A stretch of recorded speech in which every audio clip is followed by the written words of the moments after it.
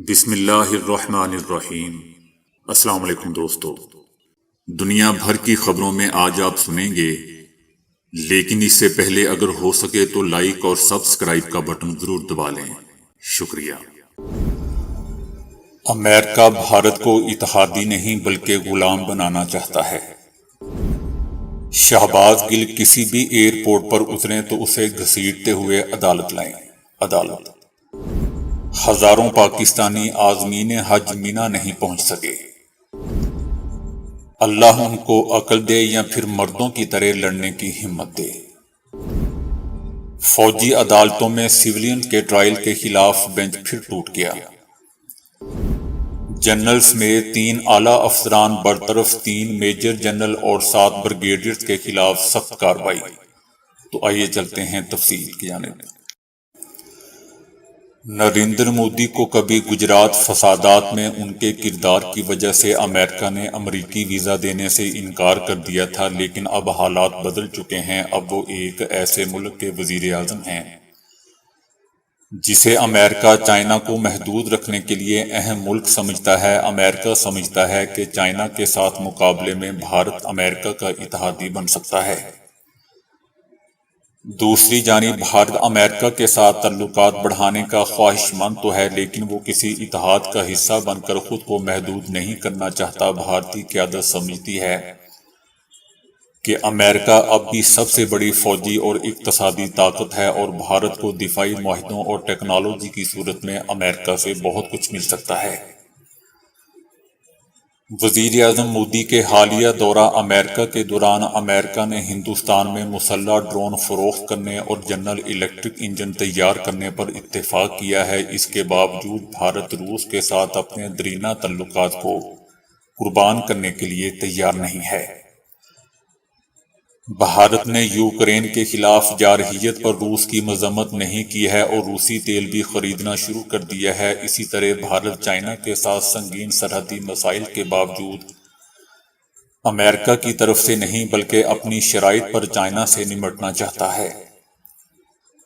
بھارت نے چائنا کے ساتھ اپنے تجارتی اور اقتصادی تعلقات کو بھی برقرار رکھا ہے۔ امریکہ بھی یہ اچھی طرح جانتا ہے کہ چائنا یا روس کا مقابلہ کرنے کے لیے بھارت جو کچھ کر سکتا ہے یا کرے گا اس کی کچھ حدود ہیں۔ اس کے باوجود امریکہ بھارت میں سرمایہ کاری جاری رکھے ہوئے ہے، کیونکہ امریکہ سمجھتا ہے کہ بھارت چائنا کے خلاف امریکہ کا غلام تو بن سکتا ہے لیکن اتحادی نہیں۔ کیونکہ بھارت خود کو امریکی اتحادی کہلوانے کے لیے بھی تیار نہیں ہے۔ ہندوستانی صحافی برکھا دت کہتی ہیں کہ معذرت امریکہ، بھارت کبھی بھی آپ کا اتحادی نہیں بنے گا۔ وہ دلیل دیتی ہیں کہ ایک کثیر القطبی دنیا میں بھارت خود ایک قوت نظر آنا چاہے گا، نہ کہ ایک خصوصی شراکت دار۔ امریکی اسکالر ڈینیل مارکی نے فارن افیئر نامی میگزین میں لکھا ہے کہ بھارت اور امریکہ کے تعلقات جمہوریت کی مشترکہ اقدار پر نہیں بلکہ سہولت اور مفادات پر مبنی ہیں۔ درجنوں امریکی قانون سازوں نے صدر جو بائیڈن کو ایک خط لکھا ہے جس میں ان کی توجہ ہندوستان میں سکڑتے ہوئے سیاسی میدان اور مذہبی عدم رواداری کے بڑھنے کی پریشان کن علامات کی طرف مبذول کروائی ہے۔ دلچسپ اور مضحکہ خیز بات دوستو یہ ہے کہ مودی کے دورے کے بعد مشترکہ بیان میں چائنا اور روس کا واضح طور پر تذکرہ نہیں کیا گیا، بلکہ سرحد پار تخریب کاری کے تناظر میں پاکستان کا منفی حوالہ ضرور دیا گیا۔ حالانکہ پاکستان نے تخریب کاری کے خلاف جنگ لڑی اور حقیقی نتائج حاصل کیے، امریکہ اچھی طرح جانتا ہے کہ تخریب کاری کے خلاف جنگ عالمی برادری کی مشترکہ ذمہ داری ہے اور امریکہ کو اس بیان پر دستخط نہیں کرنے چاہیے تھے جو کہ دو طرفہ اصولوں کی خلاف ورزی ہے۔ بھارت کا پاکستان کو مسلسل نشانہ بنانا بدقسمتی اور جنوبی ایشیا میں امن و استحکام کے لیے ایک برا شگون ہے۔ مقامی عدالت نے اداروں کے خلاف بغاوت پر اکسانے کے کیس میں پیش نہ ہونے پر شہباز گل کو اشتہاری قرار دینے کی کارروائی کا آغاز کرتے ہوئے شناختی کارڈ بلاک کرنے کا حکم دے دیا ہے۔ ساتھ ہی شہباز گل کی تمام جائیداد کی تفصیلات طلب کر لی ہیں۔ عدالت نے شہباز گل کو اشتہاری قرار دینے کی کارروائی شروع کر دی ہے۔ اسلام آباد، فیصل آباد اور F8 کچہری کے باہر اشتہارات چسپاں کرنے کا حکم بھی دے دیا گیا ہے۔ عدالت نے شہباز گل کے خلاف اشتہاری قرار دینے کی کارروائی کا آغاز مسلسل عدم پیشی کے سبب کیا ہے۔ عدالت نے کہا ہے کہ شہباز گل کسی بھی پاکستانی ایئرپورٹ پر اتریں تو اسے فوراً گھسیٹتے ہوئے عدالت میں لے کر آئیں۔ عدالت نے ڈی سی اسلام آباد اور ڈی سی فیصل آباد سے شہباز گل کی منقولہ اور غیر منقولہ جائیداد کی تفصیلات بھی طلب کر لی ہیں۔ عدالت کو بتایا گیا ہے کہ شہباز گل امریکہ بھاگ گیا ہے، جس پر عدالت نے نادرہ کو شہباز گل کا شناختی کارڈ بلاک کرنے کا حکم دے دیا۔ مکہ مکرمہ میں ٹرانسپورٹ کی عدم دستیابی کے سبب سرکاری حج اسکیم کے تحت جانے والے ہزاروں پاکستانی عازمین حج تاحال مینا نہیں پہنچ سکے۔ مناسک حج کے پہلے دن جہاں بد انتظامی کے باعث ہزاروں پاکستانی عازمین حج مینا کے خیمہ بستی پہنچنے کے لیے ٹرانسپورٹ کے منتظر تھے، حاجیوں کو ظہر سے پہلے مینا کے خیموں میں پہنچنا ضروری تھا مگر وہ ٹائم پر نہیں پہنچ سکے۔ پرائیویٹ گروپ آرگنائزرز کا پاکستان ہاؤس سے بار بار رابطہ ہوا ہے لیکن کوئی سنوائی نہیں ہوئی۔ سرکاری حج مینا میں پریشان ہے، عازمین کارڈ دے دیے لیکن جگہ نہیں دی جا رہی۔ ہزاروں عازمین حج اپنی اپنی عمارتوں میں پھنس کر رہ گئے ہیں۔ معلمین سے بار بار رابطہ کیا گیا مگر کوئی جواب نہیں مل سکا اور پرائیویٹ حج آرگنائزر نے اپنے طور پر پرائیویٹ گاڑیوں کا انتظام کیا۔ اسپیشل جج سینٹرل اسلام آباد نے اعظم سواتی کو بھی اشتہاری قرار دینے کی کارروائی کا آغاز کر دیا۔ عدالت نے اعظم سواتی کو 24 جولائی کو بذریعہ اشتہار عدالت میں طلب کر لیا۔ اعظم سواتی کی مسلسل عدم پیشی کے باعث اشتہاری قرار دینے کی کارروائی کا آغاز کرنے کے احکامات جاری کر دیے گئے۔ FIA نے اعظم سواتی کی دونوں رہائش گاہوں پر وارنٹ کی تعمیل رپورٹ عدالت میں جمع کروا دی۔ عدالت نے اعظم سواتی کی رہائش گاہ، محلے اور عدالت کے باہر عدالتی کارروائی سے متعلق اشتہارات چسپاں کر دیے۔ واضح رہے دوستو کہ اعظم سواتی کو فرد جرم عائد کرنے کے لیے اسپیشل جج سینٹرل نے طلب کر رکھا تھا۔ اعظم سواتی کی مسلسل عدم حاضری پر ناقابل ضمانت وارنٹ گرفتاری جاری کیے گئے تھے لیکن وہ کہیں روپوش ہیں۔ دوستو اس بیچارے پر اللہ رحم کرے۔ اس کے ساتھ جانوروں جیسی ہو رہی ہے، تھوڑے دل کا ہے، ٹی وی پر بھی آ کر بیچارہ رونے لگتا ہے۔ حالانکہ جتنا بڑا انہوں نے مشن پکڑا ہوا ہے اس میں رونا نہیں بلکہ سینہ تان کر میڈیا کا سامنا کرنا چاہیے۔ جب آپ نے ملک کی آرمی سے پنگا لے ہی لیا ہے تو پھر رونا کس بات کا؟ اللہ ان کو عقل دے یا پھر مردوں کی طرح لڑنے کی ہمت دے۔ فوجی عدالتوں میں سویلینز کے ٹرائل کے خلاف درخواستوں پر سماعت کرنے والا سپریم کورٹ کا بینچ ایک بار پھر ٹوٹ گیا۔ چیف جسٹس عمر عطا بندیال کی سربراہی میں 7 رکنی لارجر بینچ کیس کی سماعت کر رہا تھا کہ اٹارنی جنرل منصور عثمان آوان نے کہا کہ وفاقی حکومت نے جسٹس منصور علی شاہ پر اعتراضات اٹھا دیے ہیں۔ مجھے ہدایت ہے کہ جسٹس منصور علی شاہ بینچ کا حصہ نہ ہوں۔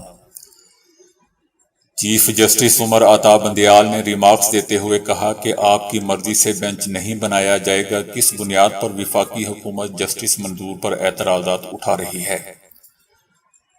اٹارنی جنرل نے عدالت کو بتایا کہ مفادات کے ٹکراؤ کی وجہ سے اعتراض اٹھایا گیا ہے۔ چیف جسٹس عمر عطا بندیال نے کہا کہ جس جج پر اعتراض اٹھایا جا رہا ہے ان کی اہلیت پر کسی کو شک نہیں۔ حکومت نے پہلے بھی اس قسم کے اعتراضات اٹھائے ہیں۔ الیکشن کیس میں 90 دنوں پر کسی نے اعتراض نہیں کیا، بس بینچ پر اعتراض کیا گیا جس پر جسٹس منصور علی شاہ نے خود کو بینچ سے الگ کر لیا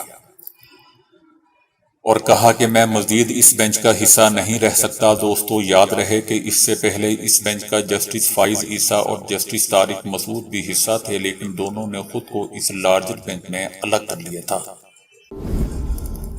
پاکستان آرمی کے DGISPR نے سپر کانفرنس کی ہے۔ DGISPR نے کہا ہے کہ سانحہ 9 مئی پر لیفٹیننٹ جنرل سمیت 3 اعلیٰ فوجی افسران کو نوکری سے برطرف کر دیا گیا ہے۔ جبکہ سازش میں ملوث منصوبہ سازوں کو کبھی معاف نہیں کیا جائے گا۔ 9 مئی کا سانحہ پاکستان کے خلاف بہت بڑی سازش تھی جسے پاکستان کی تاریخ میں نہ بھلایا جائے گا اور نہ ہی ملوث عناصر منصوبہ سازوں کو سہولت کاروں کو معاف کیا جا سکے گا۔ منصوبہ بندی کئی ماہ پہلے کی گئی۔ 9 مئی کی منصوبہ بندی پہلے سے چل رہی تھی جس کے تحت لوگوں کے جذبات کو ابھارا گیا۔ شر انگیز بیانیے سے لوگوں کی ذہن سازی کی گئی۔ جو کام دشمن 76 برس میں نہ کر سکا وہ مٹھی بھر تخریب کاروں اور ان کے سہولت کاروں نے 9 مئی کو کر دکھایا۔ یہ منصوبہ بندی کئی ماہ پہلے کی گئی۔ ہمارے پاس مکمل ثبوت موجود ہیں۔ اب تک کی تحقیقات میں بہت سے شواہد مل چکے اور مل رہے ہیں۔ جی ایچ کیو جناح ہاؤس اور فوجی تنصیبات کی سیکیورٹی میں کوتاہی اور ان کا تقدس برقرار رکھنے میں ناکامی پر فوج میں بلا تفریق خود احتسابی کا عمل کیا گیا۔ لیفٹیننٹ جنرل سمیت 3 اعلیٰ فوجی افسران کو نوکری سے برخاست کر دیا گیا۔ 15 افسران کے خلاف سخت کارروائی مکمل کی جا چکی ہے جن میں سے 3 میجر جنرل اور 7 بریگیڈیئر شامل ہیں۔ فوج میں جتنا بڑا عہدہ ہوتا ہے اتنی ہی بڑی ذمہ داری بھی ہے۔ ایک ریٹائرڈ 4 اسٹار جنرل کی نواسی قانون کے احتسابی کے عمل سے گزر رہی ہے۔ دوسرے ریٹائرڈ 4 اسٹار جنرل کا داماد بھی احتسابی عمل سے گزر رہا ہے۔ رکاوٹیں ڈالنے والوں سے سختی سے نپٹا جائے گا۔ 9 مئی واقعات میں ملوث کوئی بھی شخص چاہے وہ کسی ادارے سے وابستہ ہو اور سماجی وابستگی رکھتا ہو اسے معاف نہیں کیا جائے گا۔ 9 مئی کے ذمہ داران کو سزا دینے کے راستے میں رکاوٹ ڈالنے والوں سے سختی سے نپٹا جائے گا۔ کسی مجرم اور سہولت کار کو نہیں چھوڑا جائے گا۔ فوج کلیئر ہے۔ 9 مئی کے واقعات میں ملوث کسی مجرم اور سہولت کار کو نہیں چھوڑا جائے گا۔ 9 مئی کا سانحہ فوج کا اپنا رچایا گیا ڈرامہ کے متعلق سوال کے جواب میں میجر جنرل احمد شریف نے کہا کہ 9 مئی کا سانحہ فوج یا ایجنسیوں نے خود کروایا۔ اس سے زیادہ شرمناک اور افسوسناک بات ہو ہی نہیں سکتی۔ یہ بات کہنے والوں کی زہریلی سوچ کی عکاسی کرتی ہے۔ کیا ہم نے اپنے فوجیوں سے اپنے شہداء کی یادگاروں کو جلایا؟ منصوبہ سازوں کے کیفر کردار تک پہنچنے تک سانحہ 9 مئی انصاف کا منتظر رہے گا۔ میجر جنرل احمد شریف نے کہا کہ 9 مئی کے ماسٹر مائنڈ وہی ہیں جنہوں نے عوام کی ذہن سازی کی، جنہوں نے اپنی فورسز پر پیٹرول بم برسانے کے لیے لوگوں کو اکسایا۔ سانحہ 9 مئی اس وقت تک انصاف کا منتظر رہے گا جب تک اس کے منصوبہ سازوں اور سہولت کاروں کو کیفر کردار تک نہیں پہنچایا جاتا۔ سانحہ 9 مئی میں ملوث افراد کو ہر صورت کیفر کردار تک پہنچایا جائے گا۔ اگر کسی کو رعایت دے دی گئی تو کل دوسرا گروہ کھڑا ہو جائے گا۔ تحقیق میں ایک بات دریافت کی ہے کہ اگر انسان کی نیند پوری نہ ہو یا وہ کسی بھی وجہ سے بے خوابی کا شکار ہو تو اس کے دماغ میں الٹے سیدھے اور ناپسندیدہ خیالات ابھرتے رہتے ہیں جنہیں کنٹرول کرنا بہت مشکل ہوتا ہے۔ البتہ اگر پوری نیند لی جائے تو انسان اپنے دماغ پر اور دماغ میں آنے والے بے تکے خیالات پر قابو پا سکتا ہے۔ ریسرچ جرنل کے تازہ شمارے میں شائع ہونے والی تحقیق برطانیہ کی یارک یونیورسٹی کی نگرانی میں کی گئی۔ یونیورسٹی نے 60 صحت مند رضاکار بھرتی کیے جنہیں مساوی تعداد کے 2 گروہوں میں تقسیم کیا گیا۔ ایک گروپ میں وہ افراد تھے جنہوں نے پوری نیند لی تھی، جبکہ دوسرے گروپ میں شامل رضاکاروں کو نیند پوری ہونے سے پہلے ہی جگا دیا گیا تھا۔ اس کے فوراً بعد دونوں گروہوں میں شامل افراد کی کچھ نفسیاتی آزمائشیں کی گئیں۔ آزمائشوں سے معلوم ہوا کہ جن رضاکاروں نے پوری نیند لی تھی وہ اپنی سوچ اور خیالات پر قابو پانے میں بہتر طور پر کامیاب رہے تھے۔ ان کے برعکس وہ رضاکار جنہیں نیند پوری کیے بغیر ہی جگا دیا گیا تھا ان کا اپنے دماغ پر کنٹرول خاصا کمزور ہو گیا تھا، جبکہ ان کے ذہنوں میں الٹے سیدھے بے ہنگم اور ناگوار خیالات کا غلبہ ہو چکا تھا۔ جس میں کوئی انسان بار بار ایک ہی چیز کے بارے میں سوچتا ہے اور اس کے اپنے ہی خیالات اس کے قابو میں نہیں رہتے۔ روس میں بلی سے محبت کا ایک عجیب و غریب واقعہ رقم ہوا ہے جس میں ایک ریل کچھ دیر کے لیے رات کو ایک اسٹیشن پر رکتی ہے اور ہر ڈرائیور وہاں موجود ایک بلی کو کھانا پیش کرتا ہے۔ ماسکو جانے والی ٹرین ایک مرتبہ جب استاریہ روسا اسٹیشن پر رکی تو ڈرائیور نے ایک بھوکی بلی کو وہاں دیکھا اور اسے کھانا پیش کیا۔ یہ ایک چھوٹا سا ریلوے اسٹیشن ہے جہاں ٹرین چند منٹوں کے لیے رکتی ہے، تاہم بعد میں روزانہ رات 10:40 پر بلی وہاں دیکھی گئی۔ اور اب یہ عالم ہے کہ ہر ڈرائیور یا سے اس کا کھانا اپنے ساتھ رکھتا ہے اور وہ پابندی سے 10:40 پر ٹرین رکنے سے پہلے وہاں کھانے کی منتظر رہتی ہے۔ تاہم ماہرین نے بلی کا وقت یاد رکھنے کی صلاحیت پر حیران ہیں اور ڈرائیوروں کی ہمدردی کے معترف بھی ہیں۔ یہ سلسلہ کئی برس سے جاری ہے اور اس وقت شروع ہوا جب ٹرین ایک مرتبہ استاریہ روسا اسٹیشن پر یہ بھوکی نگاہوں سے ڈرائیور کو دیکھنے لگی۔ اس پر ڈرائیور نے اسے کھانا دیا اور یوں بلی کی ٹرین سے دوستی ہو گئی۔ دوستو، روسی بلیوں سے محبت رکھتے ہیں۔ اس سے قبل ایک روسی شخص نے اپنی بہت ساری بلیوں کے لیے ریل کا پورا ایک ڈبہ مختص کروا لیا تھا۔ روس میں ماسکو میٹرو ریلوے نے اعلان کیا ہے کہ وہ راہ میں لاوارث کتے اور بلیوں کو اٹھا کر ایک اسپیشل ٹرین میں رکھیں گے تاکہ مسافر ان جانوروں کو اپنا کر ان کی پرورش کرنا چاہیں تو کر سکتے ہیں۔ اس ٹرین کو دم اور پنجہ ٹرین کا نام دیا گیا ہے۔